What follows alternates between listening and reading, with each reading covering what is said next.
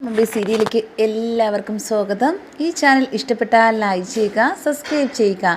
അലീന ആ വീട്ടിൽ പോയി കയറിയപ്പോൾ തന്നെ ഭയങ്കര ഒരു സങ്കടഭാവത്തിലാണ് വന്നത് തന്നെ. അത് ആലോചിക്കുകയാണ് ബാലചന്ദ്രൻ. പോകുന്ന വഴിക്ക് ആ യാത്ര പറഞ്ഞിറങ്ങിയതും എന്നാൽ തൻ്റെ ഒരു ഊന്നുവടി പോലെ തൻ്റെ കൂടെ ഉണ്ടായിരുന്ന അലീന ഇപ്പോൾ തൻ്റെ കൂടെ അല്ലെന്നറിഞ്ഞത് വിഷമത്തിൽ കരഞ്ഞുകൊണ്ടാണ് പോകുന്നത്. പക്ഷേ അതെല്ലാം കേട്ടുകൊണ്ട് നിൽക്കുകയായിരുന്നു സ്റ്റാൻലി ജോസഫിൻ്റെ അടുത്ത് പറയുകയായിരുന്നു, എന്തായാലും ഞങ്ങളെ ഒരു ഏറ്റവും വലിയ ഒരു സ്നേഹത്തോടെ നോക്കിയ ഒരു കുട്ടിയാണ് ഞങ്ങളെ വീട്ടിലെ എല്ലാവരും. എന്നാൽ പണ്ടാണെങ്കിൽ കഴിഞ്ഞത് എങ്ങനെയായിരുന്നെങ്കിൽ ഞങ്ങളെ വീട്ടിൽ വന്നേ പിന്നെ ആ കുട്ടിക്കൊരു മോചനം കിട്ടിയതുപോലെ തോന്നിയത്. അതുകൊണ്ട് ഒറ്റയ്ക്കാക്കരുത്, സ്നേഹിക്കണം എന്നൊക്കെ പറയുന്നുണ്ട്. ഞാൻ അങ്ങനത്തെ ഒരു മൃഗമായിട്ട് എന്നെ കരുതരുത്, എനിക്ക് സ്നേഹിക്കാനുള്ള ഒരു മനസ്സുണ്ട്, പക്ഷേ എന്നെ എങ്ങനെയോ ഇങ്ങനെയൊക്കെ ആക്കി തീർത്തതാ എന്നൊക്കെ പറയുന്നുണ്ട് സ്റ്റാൻലി ജോസഫ്. ഇതൊക്കെ ചിന്തിച്ചുകൊണ്ട് പോവുകയാണ് ബാലചന്ദ്രൻ. എന്നിട്ട് ചിന്തിക്കുന്നുണ്ട്, തൻ്റെ മകള് ഏത് രീതിയിലും നല്ല സുരക്ഷിതമായ സ്ഥാനത്ത് തന്നെയാണ് ഞാൻ എത്തിച്ചിരിക്കുന്നത്. ഇനി ഒരു കാരണവശാലും ഞാനിനി ആരെയും ശല്യം ചെയ്യാൻ പോകില്ല, ഇനി അങ്ങോട്ട് തന്നെ എന്നൊക്കെ ബാലചന്ദ്രൻ ചിന്തിച്ചുകൊണ്ട് പോവുകയും ചെയ്യുന്നുണ്ട്. അങ്ങനെ ബാലചന്ദ്രൻ്റെ ഈ വാക്കുകൾ കേട്ടിട്ട് ബാലചന്ദ്രൻ്റെ അടുത്ത് ഒരു അഭിമാനം തോന്നുകയാണ് ചെയ്യുന്നത് സ്റ്റാൻലി ജോസഫിന്. തൻ്റെ മകളെ ഒരു സ്വന്തം മകളായിട്ട് കരുതി ഇത്രത്തോളം അവിടെ നിർത്തി നോക്കിയതിന് നന്ദിപൂർണ്ണമായിട്ടുള്ള വാക്കുകളിലൂടെ സ്റ്റാൻലി ജോസഫ് ബാലചന്ദ്രൻ്റെ അടുത്ത് പറഞ്ഞ വാക്കുകൾ കേട്ട് ബാലചന്ദ്രൻ ഞെട്ടിപ്പോയില്ല. സ്റ്റാൻലി ജോസഫിൻ്റെ അടുത്ത് പറയുന്നുണ്ട്, എനിക്കാണെങ്കിൽ ഇവിടെ വന്നപ്പോൾ തന്നെ ഒരു ഭയാനകമായിട്ടുള്ള ഒരു അന്തരീക്ഷമായിട്ടാണ് തോന്നിയത്. ഇവിടെ എനിക്ക് എന്താണെന്നറിയില്ല എന്നൊക്കെ പറയുന്നുണ്ട്. അത് മോളെ തോന്നല, ഇവിടെ ഒന്നിനും ഒരു കുറവുണ്ടാകില്ല എന്നൊക്കെ സ്റ്റാൻലി ജോസഫ് പറയുന്നുണ്ട് അലീനയുടെ അടുത്ത്. ഇതെല്ലാം കേട്ടിട്ട് അലീന പറയുക, പണ്ടാണെങ്കിൽ എനിക്കൊരു തുണി പോലും നേരെ ഇല്ലായിരുന്നു, ഒന്ന് മാറി ഉടുക്കാൻ വേണ്ടി നല്ലൊരു ഡ്രസ്സിന് വേണ്ടി കൊതിച്ച കാലമുണ്ടായിരുന്നു, പിന്നെ എന്തിനാ എനിക്ക് ഇപ്പോൾ ഇതൊക്കെ എന്നൊക്കെ സ്റ്റാൻലിയുടെ അടുത്ത് പറയുന്നുണ്ട്. ഇത് കേട്ട ഉടനെ ഒരു സങ്കടത്തിൽ നിൽക്കുകയാണ് സ്റ്റാൻലി. എന്തായാലും ഒരു കാര്യം ഞാൻ പറയാം, എനിക്കാണെങ്കിൽ എന്നെ നോക്കാനും ആരുമില്ലായിരുന്നു, ഒരു ഏകാന്ത ജീവിതമായിരുന്നു എൻ്റെത്. ഒരു ഇത്തിരിയെങ്കിലും ഒരു മാറ്റം വന്നത് ഞാൻ ആ വീട്ടിലേക്ക് പോയ പിന്നെ അവിടെ എനിക്ക് അച്ഛൻ്റെ സ്നേഹം തരികയും അനിയത്തിമാരും അനിയനും എല്ലാവരും എന്നെ സ്വന്തം ചേച്ചിയെ പോലെ കരുതുകയും എനിക്ക് ഒരുപാട് സ്നേഹം തരികയും ചെയ്ത ആൾക്കാരാണ്. അവരെയൊന്നും എനിക്ക് ഒരിക്കലും മറക്കാൻ പറ്റില്ല, എൻ്റെ കൂടപ്പിറപ്പുകളാണ് എന്നൊക്കെ പറയുന്നുണ്ട്. എല്ലാവരും മോക്കുണ്ട്, ഞാനും ഉണ്ട്, എന്നാൽ എന്നെ ഒരു ക്രൂരനെ പോലെ കരുതരുത്, ഞാനൊരു അച്ഛൻ തന്നെയാണ് മോളെ എന്നൊക്കെ പറയുന്നുണ്ട്. എനിക്ക് അച്ഛൻ്റെ സ്നേഹം ആദ്യം തന്നത് ബാലചന്ദ്രൻ സാറാണെങ്കിലും പക്ഷേ എൻ്റെ സ്വന്തം അച്ഛനാണെങ്കിൽ എനിക്ക് കാണണമെന്ന് ഒരുപാട് ഞാൻ ആഗ്രഹിച്ചിരുന്നു. ഇപ്പോൾ പക്ഷേ അടുത്ത് കണ്ടപ്പോഴത്തേക്കും എനിക്ക് പേടിയാണ് തോന്നുന്നത് എന്നൊക്കെ പറയുന്നുണ്ട്. ഇതൊക്കെ കേട്ടിട്ട് സ്റ്റാൻലി ജോസഫ് പറയുക, അത് ഇത്രയും നാളെന്നെ കാണാത്തത് കൊണ്ടും അതുപോലെ ആണല്ല എൻ്റെ കാര്യങ്ങൾ കൂടുതലൊന്നും അറിയാത്തത് കൊണ്ടാണ് ഇങ്ങനെയൊക്കെ തോന്നുന്നത്. അതുകൊണ്ട് വേറെ വിഷമമൊന്നും വിചാരിക്കേണ്ട, ഇനി ഈ വീട് മോളുടേതാ, മോള് നല്ല രീതിയിൽ ഇവിടെ തന്നെ താമസിക്കണം, ഞാനുണ്ട്, ഞങ്ങളുണ്ട് എന്നൊക്കെ പറയുന്നുണ്ട്. ഇത് പറഞ്ഞിട്ട് സ്റ്റാൻലി ജോസഫ് പോകുന്നുണ്ട്.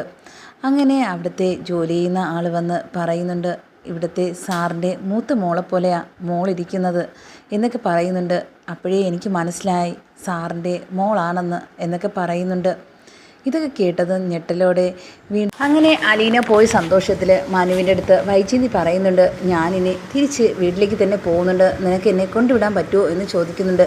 ഇത് കേട്ടിട്ട് മനു പറയുക, എല്ലാവരെയും സങ്കടപ്പെടുത്തിയാണെങ്കിലും അവസാനം പോകാൻ തീരുമാനിച്ചു അല്ലേ, എല്ലാവരുടെയും വിഷമത്തിലായെങ്കിലും എന്നാൽ സ്വന്തം സന്തോഷിക്കുന്നില്ലേ, ഇത് എത്ര നാൾ നിലനിൽക്കുമെന്ന് അറിയില്ല എന്ന് പറയുന്നുണ്ട്. ഇത് കേട്ടതും വൈജയന്തി മനുവിൻ്റെ അടുത്ത് പറയുക, നീയാണെങ്കിൽ എന്താ എന്നെ ശപിക്കുകയാണ് ചെയ്യുന്നത്, ഞാൻ ആരാന്ന് നിനക്കറിയാമല്ലോ, പക്ഷേ അവളുമായിട്ട് നിനക്ക് എന്താ ബന്ധം, നീ എന്തിനാ അവളെ പറയുമ്പോൾ ഇത്രത്തോളം വേദനിക്കുന്നത് എന്നൊക്കെ ചോദിക്കുന്നുണ്ട്. എനിക്ക് ഒരു വേദനയില്ല, ഞാൻ ആൻറ്റി പറഞ്ഞ സ്ഥിതിക്ക് ഞാൻ കൊണ്ടുവിടാം, റെഡി ആവാൻ പറയുന്നുണ്ട്. അങ്ങനെയാണെങ്കിൽ വലിയ സന്തോഷത്തിൽ എല്ലായിടത്തും യാത്ര പറഞ്ഞ് ഇറങ്ങുന്നുണ്ട് വൈജയന്തി. ആ സമയത്ത് കമല പറയുക, ഇനി എന്തെങ്കിലും ബുദ്ധിമുട്ടുണ്ടെങ്കിൽ തിരിച്ചിങ്ങോട്ട് തന്നെ വരണം കേട്ടോ എന്നൊക്കെ പറയുന്നുണ്ട്.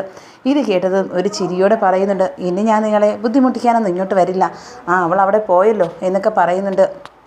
എന്തായാലും നീയാണെങ്കിൽ സന്തോഷത്തോടെ ഇനിയെങ്കിലും ഇരിക്കണം കേട്ടോ എന്നൊക്കെ കമലയുടെ വാക്കുകൾ കേട്ടിട്ട് ഇറങ്ങുന്നുണ്ട് വൈജയന്തി. അങ്ങനെ വണ്ടിയിലിരുന്ന് മനു പറയുക, എന്തായാലും ആൻറ്റി പോവുകയല്ലേ, ഞാനും ഒരു കാര്യം പറയാം. ഇനിയാണെങ്കിൽ ആൻറ്റി ഇനി ദുഃഖിക്കാൻ പോകുന്നതേ ഉള്ളൂ.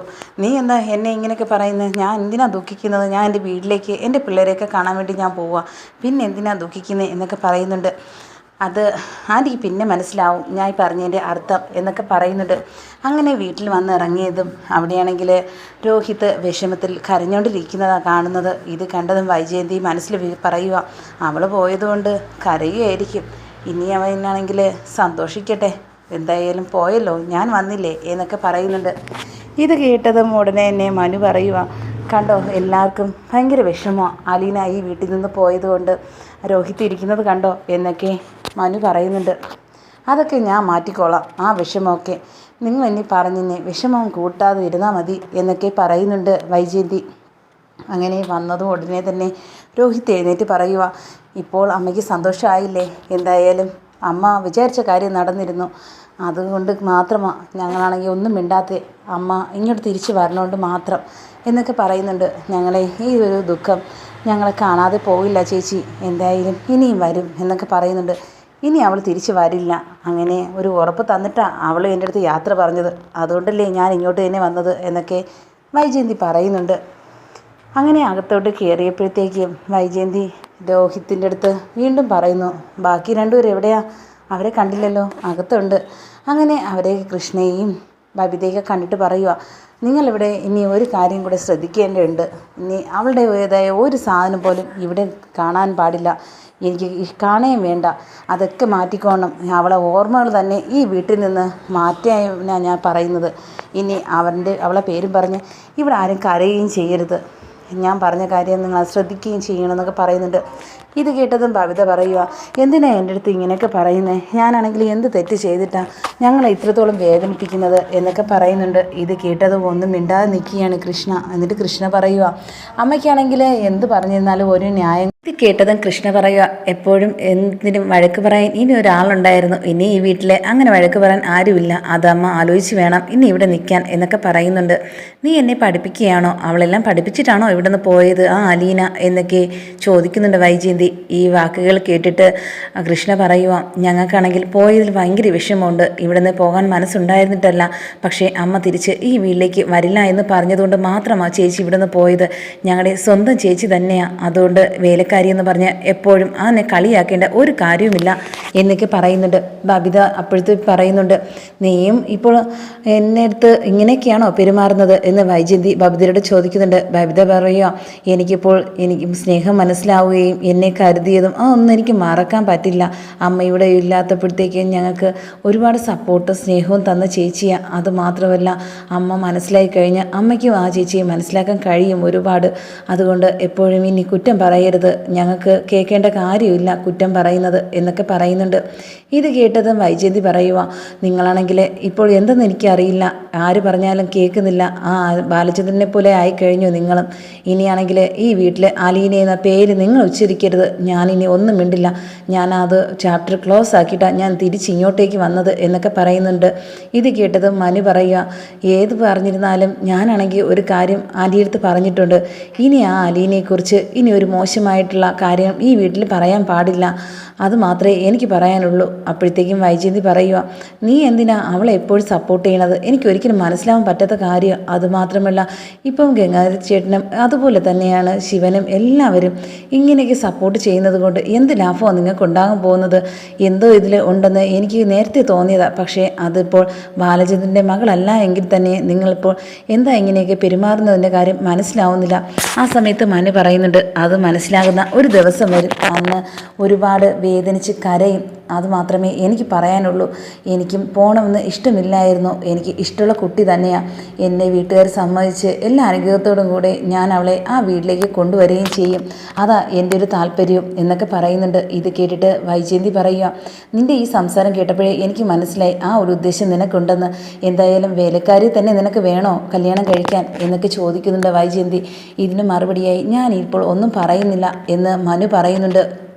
എന്തായാലും ആര് തീരുമാനിച്ചാലും വിധി പോലെ നടക്കുകയുള്ളൂ. അതിന് ഏതാണോ നടക്കുന്നത് അത് നടക്കട്ടെ എന്നൊക്കെ പറയുന്നുണ്ട് മനു. എന്തായാലും നിൻ്റെ ഉദ്ദേശം കൊള്ളാം. ഇതായിരുന്നു നിൻ്റെ മനസ്സിലിരിപ്പെന്ന് എനിക്കിപ്പോഴാണ് മനസ്സിലായത്.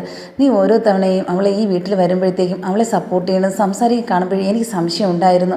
പക്ഷേ ഇത് നിൻ്റെ വായിൽ നിന്ന് തന്നെ കേട്ടല്ലോ, എനിക്ക് സമാധാനമായി. എന്തായാലും എല്ലാവരെയും ഒന്ന് സ്നേഹിച്ചിട്ട് തന്നെയാണ് അവൾ ഇവിടെ നിന്ന് പോയിരിക്കുന്നത്. എന്തായാലും അവളൊരു മിടുക്കി തന്നെയാണ് എന്നൊക്കെ അലീനെക്കുറിച്ച് പറയുന്നത് കേട്ടിട്ട് രോഹിത് പറയുക, ഇനി ഈ വീട്ടിൽ പറയലെന്ന് പറഞ്ഞ വാക്കല്ലേ അലീന ചേച്ചിയുടെ കാര്യം, ഞങ്ങൾക്ക് കേൾക്കണ്ട, ഇനി കുറ്റം പറയുന്നത് കേൾക്കണ്ട, ഞങ്ങളെല്ലാവരും പോവുക എന്നൊക്കെ പറഞ്ഞിട്ട് രോഹിത് മുറിയിലോട്ട് പോവുക.